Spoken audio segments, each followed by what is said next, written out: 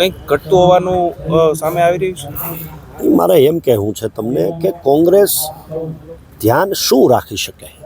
આજે તમને યોગ્ય પ્લેટફોર્મ પૂરું પાડ્યું છે, તમને વિધાનસભાની અંદર બોલવાની પૂરેપૂરી તક આપે છે, વિસ્તરવાની તક આપે છે, નેતા બનવાની તક આપે છે.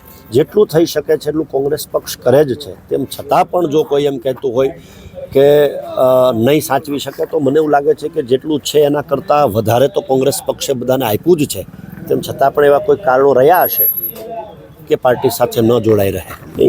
જ્યારે કિરીટભાઈએ કંઈ કહ્યું છે ત્યારે ચોક્કસ પ્રમાણે વિચારીને જ કહ્યું હશે, પણ ચોક્કસ હાઈકમાન્ડ એમાં સમજવાનો પ્રયત્ન કરશે કે ધારાસભ્યશ્રીઓના જે કોઈ પ્રશ્નો છે તો કયા પ્રકારના પ્રશ્નો છે, એ શું ઈચ્છે છે.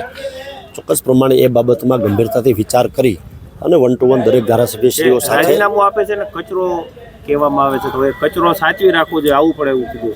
હું એ બાબતમાં કોઈ ટીકા ટિપ્પણી કરવા નથી માગતો. જાહેર જીવનના બધા જ માણસો પોતાના સમય, કુટુંબ, પરિવારના ભોગે જનતા જનાર્દનના પ્રશ્નો માટે, ગુજરાતની જનતા માટે લડતા હોય છે. એટલે કોઈ માટે આવા શબ્દોનો પ્રયોગ કરવો એ વ્યક્તિગત મારા માટે વ્યાજબી નથી, એટલે હું એમાં નહીં પડું. તમે ધારાસભ્ય રહી ચૂક્યા છો, જ્યારે કોઈ ધારાસભ્ય પક્ષ પલટો કરે અને રાજીનામું આપે તો મતદારો પર શું અસર થતી હોય છે? ચોક્કસ પ્રમાણે મતદારો ઉપર અસર થતી હોય છે. પોતાના મતાધિકારનો ઉપયોગ કરીને કોઈ વ્યક્તિને એ સ્થાન સુધી પહોંચાડ્યો હોય છે કે જે ગુજરાતની અંદર માત્ર 182 લોકો માટે જ આરક્ષિત છે.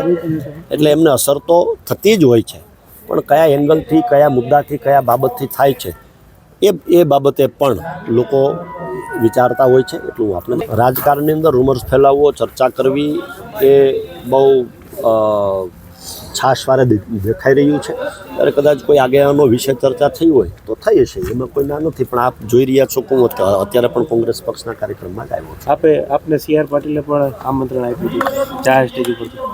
હું ભૂતકાળમાં 2 વખત કહી ચૂક્યો છું. જે રીતે આદરણીય પાટીલ સાહેબે 2 વખત મને આમંત્રણ આપ્યું ત્યારે બહુ સ્પષ્ટ પ્રમાણે કહી રહ્યું છે એની લાગણી છે, પ્રેમ છે, શિરોમાન્ય છે. પણ જેટલી લાગણી મારા પ્રત્યે છે એટલી જ લાગણી સમગ્ર ગુજરાત સહિત મારા મત વિસ્તારની અંદર જે છેલ્લા 5 વર્ષમાં મેં પ્રશ્નો માટે લડત આપી છે એટલી ભારતીય જનતા પાર્ટી દાખવે તો હું આપના માધ્યમથી ઈચ્છું છું.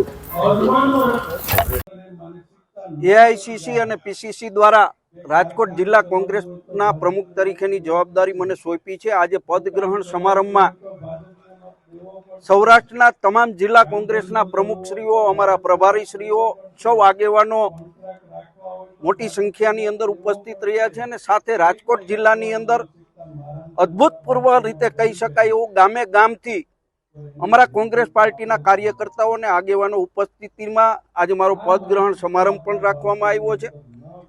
પાર્ટીએ મારી ઉપર જે વિશ્વાસ મૂક્યો છે, વિશ્વાસ સાર્થક કરવા માટેનો અમે પ્રયત્ન કરવાના છીએ. બૂથ લેવલ સુધીનું સંગઠન આગામી ચૂંટણી પહેલા અમે પૂર્ણ કરી અને લોકોના જે પ્રશ્નો છે એ પ્રશ્નોને ઉજાગર કરવા માટેનો પ્રયત્ન કરવાના છે. ખેડૂતો માટે ડુંગળીનો પ્રશ્ન, ડુંગળીની નિકાસબંધી ઉઠાવવાની વાત હોય, કપાસના પોષણક્ષમ ભાવ માટેની વાત હોય, બેરોજગાર યુવાનો માટેની વાત હોય, મહિલાઓની સલામતીની વાત હોય કે રાજકોટ જિલ્લાની અંદર દારૂ, જુગાર અને ડ્રગ્સ ની જે બધી ફેલાઈ રહી છે, પોલીસ તંત્ર અને સરકારની મીઠી નજર નીચે એને કારણે યુવાધન બરબાદ થઈ રહ્યું છે. આખા જિલ્લાની અંદર તમામ તાલુકા મથકો ઉપર એકી સાથે આ તમામ મુદ્દાઓ ઉપર કોંગ્રેસ પાર્ટી આંદોલન કરવાની છે. અને જ્યાં સુધી આ પ્રશ્નના નિકાલ ન આવે ત્યાં સુધી અમે લડતો કરવાના છીએ અને લોકોના દિલ જીતવા માટેનો પ્રયત્ન કરવાના છીએ. આગામી લોકસભાની ચૂંટણીની અંદર સમગ્ર રાજકોટ જિલ્લાની અંદર મજબૂત બની અને ભારતીય જનતા પાર્ટીનો સામનો મુકાબલો કરશે.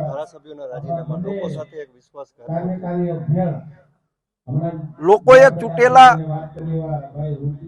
ધારાસભ્ય કે કોઈ ચૂંટાયેલો પ્રતિનિધિ જ્યારે પક્ષ પલટો કરતો હોય છે ત્યારે લોકોની લાગણીને ઠેસ પહોંચતી હોય છે.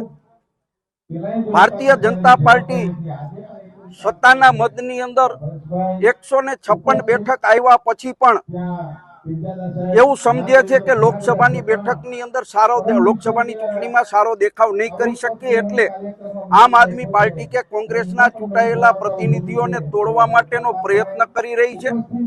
પરંતુ લોકો પક્ષ પલટો કરતા આગેવાનોને ભૂતકાળની અંદર પણ પાઠ ભણાવી ચૂકી છે અને આમાં પણ પાઠ ભણાવશે એવો અમને વિશ્વાસ છે.